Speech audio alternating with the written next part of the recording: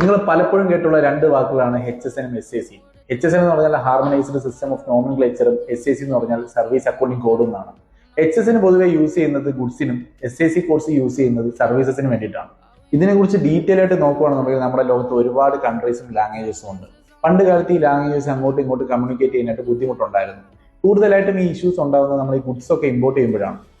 For example, ഇപ്പോൾ ചൈനയിൽ നിന്നുള്ള ഒരു പ്രോഡക്റ്റ് നമുക്ക് ഇമ്പോർട്ട് ചെയ്യണമെന്നുണ്ടെങ്കിൽ നമ്മൾ അത് ഇംഗ്ലീഷിൽ പറഞ്ഞാൽ ചിലപ്പോൾ അവർക്ക് അത് മനസ്സിലാവണമെന്നില്ല. പക്ഷെ നമ്മൾ HSN രജിസ്റ്ററിലുള്ള കോഡ് നോക്കി പറയുകയാണെന്നുണ്ടെങ്കിൽ ഇത് രണ്ടും സെയിം ആയിരിക്കും. കാരണം HSN കോഡ് ഒരിക്കലും മാറാറില്ല, രണ്ടിടത്തും സെയിം ആയിരിക്കും.